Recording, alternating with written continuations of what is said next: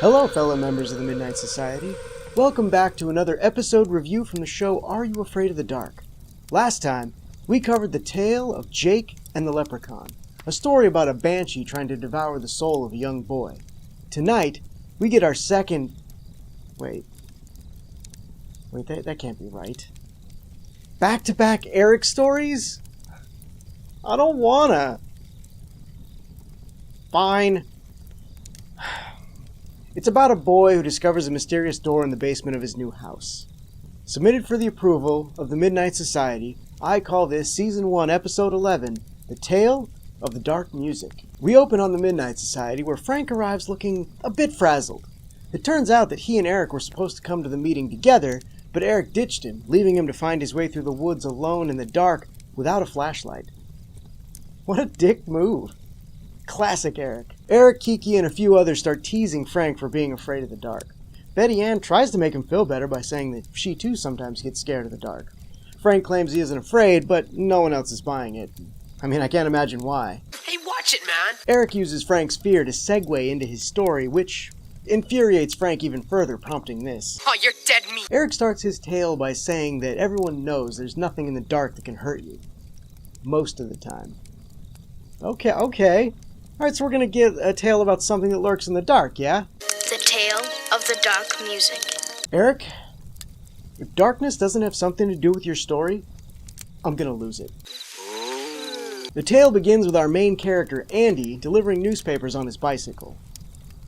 Okay, alright, so it takes place at a time when newspapers and paperboys were a thing. So, best guess, 100 years ago? Let's soak him for crutches! Eric explains that Andy's parents recently got divorced, and his mom wasn't making much money, but their luck changed when she inherited a big house from a distant uncle. Okay. Alright, dark music. So maybe the uncle was a musician with a tragic death causing him to haunt the house, and his ghostly music can be heard throughout the halls. Well, now I'm getting excited. I certainly hope I haven't set my expectations too high. We see Andy helping his mom move boxes inside the house. There's also two movers? Eating lunch on the porch. One of them is clearly pondering the poor life choices he's made to get him where he is. We cut to Andy on his paper route again, where someone jumps in front of him, causing him to crash his bike. Before Andy can get up, a black cowboy boot steps on his chest, and we reveal what is sure to be a big, scary bully. What? The bully's name is Coda, and aside from having another weird Canadian name, this kid is as bony as you are, Andy. And he tucks his shirt into his jeans. You could take him if you tried. I mean, this kid gets bullied by other kids, I guarantee it, okay? Don't be afraid of him. Fear does not exist in this dojo, does it? You're a pushy little bastard, ain't you? Rude. This is a karate dojo, not a knitting class. Also, this kid says things like, if you mess with me, and if you cross my path again, your history. Bro, you jumped out in front of him. I mean, the healing can't start until you admit you're the douchebag. Is that how that expression goes? Back at Andy's new house, it's nighttime, and Andy's mother is fighting putting up some vertical blinds. Thus far, it's the scariest part of the episode. I mean, you ever have one of those tabs at the top break, leaving a big gap in your blinds for perverts to peep at you? No? Just me? Pervert. Andy asks his mom what her uncle was like, and she says she doesn't remember since she hadn't seen him since she was a child. She then gets frustrated with the blinds, prompting her to ask Andy for a favor. Go down in the basement and see if he had a ladder. I believe the word you're looking for is step stool. Those blinds are like a foot above your head, tops. You don't need a ladder. Andy is clearly hesitant to go downstairs alone, prompting his sister Christina to taunt him. What's the matter, Andy? Afraid of the dark? Okay, now I'm not sure if the long-haired skinny kid is the villain of the piece or the sister, because this episode already has two monsters in it and they both look like children. Anyway, Andy tries to save face by responding to his sister's heckle. No, I'm not afraid of the dark. Which is code for, I'm very afraid of the dark, please don't make me go. Andy slowly makes his way to the basement door, acting like it's gonna bite him or something. Before going down, he switches on the basement lights, which barely illuminate anything. And this begs the question, why is basement lighting always so poor? The basement is typically a storage area, so Like, wouldn't you want that well lit so you can, I don't know, find something? But no, in every horror movie or show, that's like a single low-watt bulb for a warehouse-sized underground room. No wonder evil's always lurking there. I'll show you how to flow down. They all flow down here. Andy passes by an old wooden door that definitely looks out of place before discovering a radio from, I don't know, the 1920s that he starts messing with. I'm sorry, but if I'm scared of the dark and went into a creepy basement to get a ladder, I'd find that item as fast as possible and get out, not be like, ooh, a piece of ancient technology, I wonder if it works. Andy gets the radio playing, and as he does, the old door behind him starts to shake as though it's trying to open. Andy hears the creaking wood, and when he stops the music, the door stops moving. Andy repeats the cycle a couple of times before the door fully opens, revealing a pair of glowing red eyes within the darkness. A voice then speaks to him from within. Hello, Andy. Come on in. Andy screams and backs up into the table, causing the radio to fall off and break, which, in turn, causes the door to close. Andy doesn't notice this, however, as he immediately ran upstairs to get his mother, and, I can't fault him for that. If that had happened to me in a basement, I would have wet myself at the very least before running away. We cut back to the Midnight Society, where Betty Ann is very excited at the prospect of a boogeyman in the basement, and Kiki comments, implying that she thinks it's the ghost of Andy's mom's uncle. Brothers, nephews, cousins, former roommate. The gang also notices that Frank has disappeared, to which Eric offers up this insight. He couldn't take it. I told you he was chicken. Okay, one of two things is happening here. Either Eric and Frank's beef was staged, and Frank is coming back later to scare everyone as part of Eric's story, or the beef was real, and Frank will be coming back to get revenge on Eric. Personally, I hope it's the latter, but I can't say for sure. The one thing I am sure of, though, is that Frank wouldn't have been frightened off by a kid hearing a voice in a basement. Hey, watch it, man. I'm about 70% sure that Frank wouldn't be frightened by a kid hearing a voice in a basement. 60 to 70%. Back in the story, Andy's mom comes down to the basement with him to investigate what he saw, but when she opens the wooden door, she finds an empty root cellar. Okay, what is a root cellar? Root cellar. Any location that uses the natural cooling, insulating, and humidifying properties of the earth. Huh. I think the bigger question is, how the hell does Eric know what a root cellar is to feature it in his story? He definitely has a murder basement. Yeah, it's a good one. Andy insists there was something in there, but his mom finds the broken radio and thinks it must have been noise from that spooked him. Before leaving the basement, Andy's mom says this. Let's get something to eat before Christina gets it all. Does your psycho daughter regularly eat everyone else's food that would prompt a statement like that? Now I'm wondering if Eric has a little sister at home that he hates and he's taking out his frustrations via this tale. We then cut to this sweet backside. Nothing like a little hairy man back for the kiddies. We then see the bully scrubbing steps and being berated by this half-naked hick who appears to be his dad, played by, Kid Rock or Cousin Eddie in Beetlejuice pants. We then see Andy on his bike delivering papers, and I think we all know where this is going.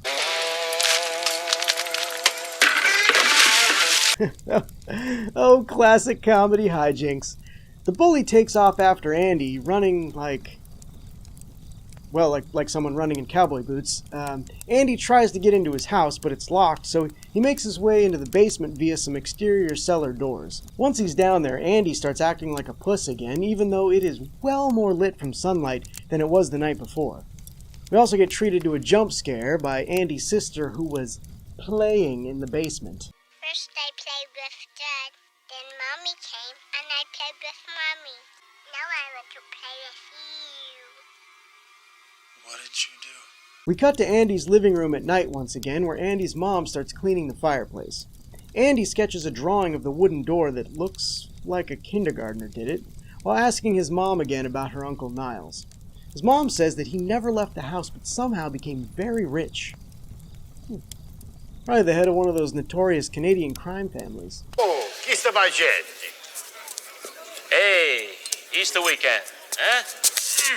Huh? You're a planet. Andy asks how Niles died, and his mom says this. Fine. found him in the basement at the bottom. Let's change the subject.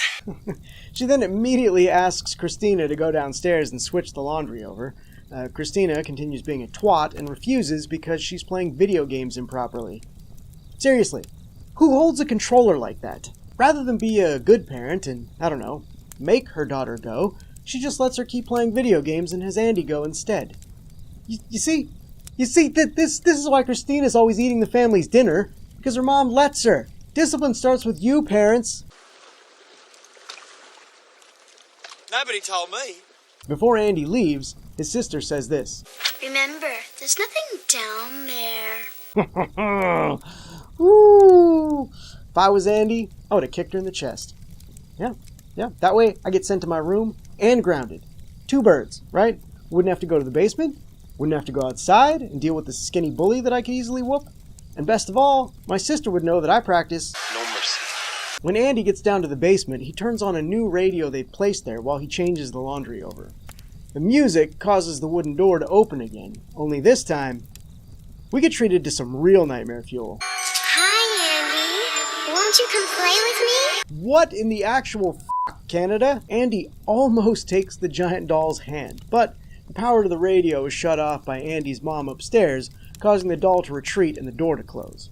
We then get some voiceover exposition from Eric that Andy was hypnotized and doesn't actually remember anything that happened. We cut to another day as Andy's getting home from school. He finds a note from his mom stating that she's at the store and asking him to put some tarps in the wash downstairs. Lady, in the time it took you to write the note, you could have put the tarps in the wash yourself.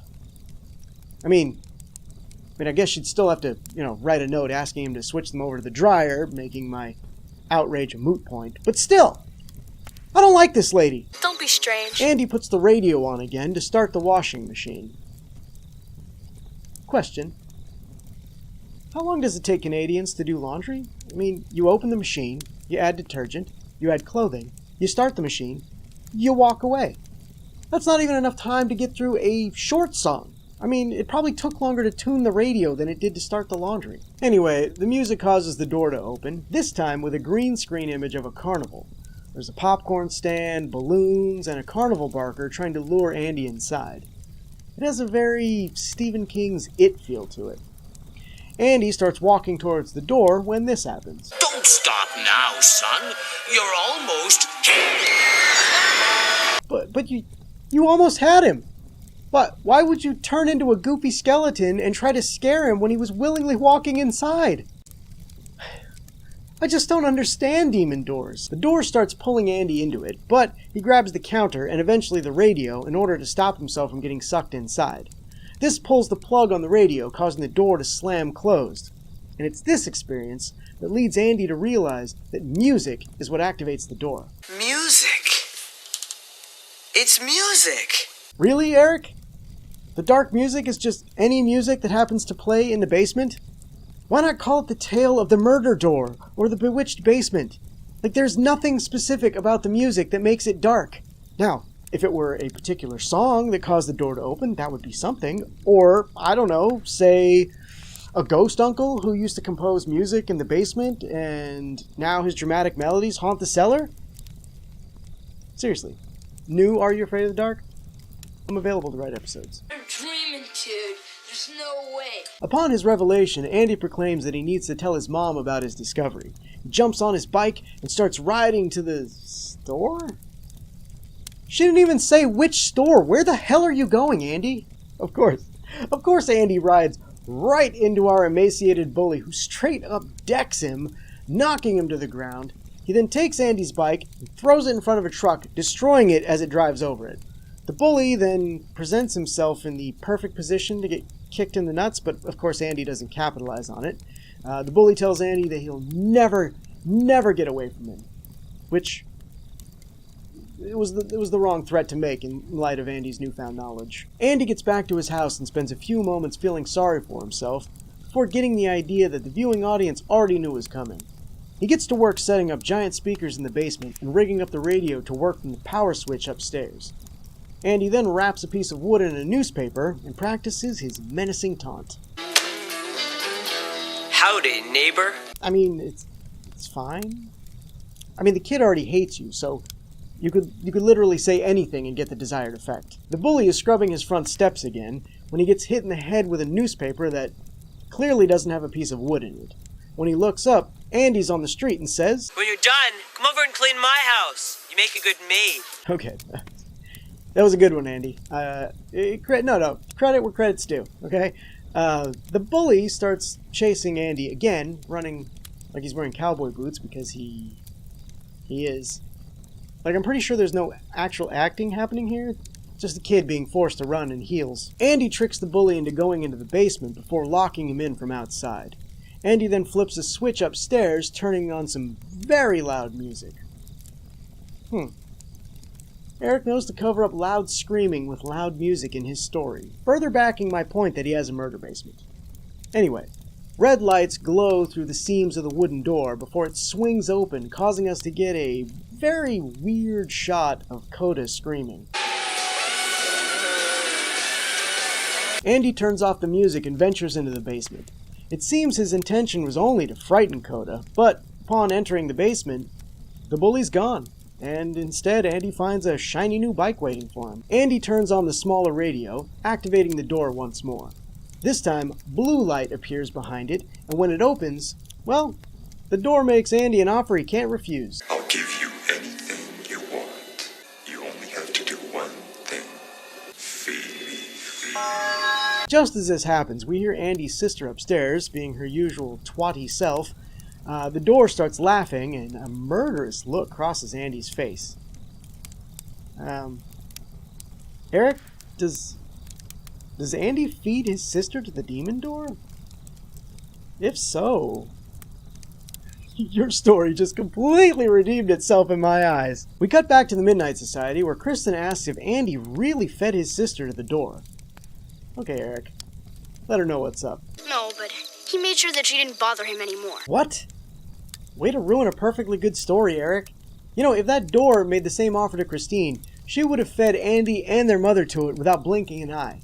Clearly, Christine was the better companion. Did the door just choose Andy because he's a dude? Classic door patriarchy at work. No good. Can't hear you. Kiki comments that she'd have fed the sister to the door because she deserved it, and for the first time, I find myself warming to Kiki. The meeting ends and still no Frank. It seems that Frank took Eric's flashlight, so everyone tells him to just wait because Frank will have to come back, which seems like flawed logic, but Eric goes with it. He's clearly afraid of the dark, but tries to convince himself otherwise. I am not afraid of the dark. Not afraid of the dark. Okay, the moment I've been waiting for my whole life. Frank's about to lay down some sweet revenge on Eric. Show it to me! Paybacks are sweet. Oh, are they, Frank? All you did was grab him by the shoulder. Also, you were right in his line of sight when you did it. How did he not see you? I can't even remember the last time I was this disappointed. It's sensitive. Now for the review. Despite my distaste for Eric, this story was a great one. I mean, there was a decent amount of scares throughout, with a very satisfying ending, if you ignore Eric's post-story statement. Basements and garages can often be a creepy place to a young child, so it was a good setting for the story. Not to mention the things that came out of that door, with the exception of the skeleton from someone's science class, would haunt a child's nightmares for weeks. There was some bad dialogue and a couple of questionable plot points, like the door trying to devour Andy if it wanted him to replace the uncle, but I mean, I at least understand why it was presented that way. You needed the scares, since Andy functions as the audience's viewpoint into the story. Younger me definitely would have found this story scary, and while I wouldn't have offered up my own sister to the door, there are a handful of bullies from my youth that I would have offered up gladly. I told you it was chicken. The acting in this episode was fine. I mean, it wasn't particularly great or terrible, just average. Andy had the brunt of the acting on his shoulders for the episode, and sometimes his fear seemed genuine, and other times he had that typical "are you afraid of the dark" stink of not knowing what he was supposed to be afraid of on it. Christina only had a few scenes, and video game playing aside, she played a great, obnoxious younger sibling. Coda was probably the weakest of the kids, but mainly because I don't think that actor has a bully bone in his body. Like, he was rather awkward as this tough guy character. The way he talked, the way he moved, I don't know, I just never found him intimidating, and I think maybe a bigger kid would have been more imposing. Oh man, you're gonna die. The only adult actor in the episode is Andy's mom, who actually had well more screen time than most parents get in these stories. She was okay as well. I mean, she did have a few awkward line deliveries, but I'm not even sure if that was her or just the clunky dialogue. I guess the carnival barker also counts as an adult actor as well, even though he only had like 30 seconds of screen time. He was good.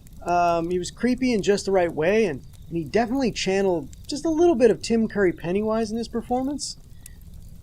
So, I mean, it surprises me to say this, Eric, but your story meets the approval of the Midnight Society. Boss. What did you all think of Eric's story? Did you see it as a kid? What were some of your favorite tales from the series? Let me know in the comments below. Be sure to check out the next episode about the tale of the prom queen. Until next time, are you afraid of the dark?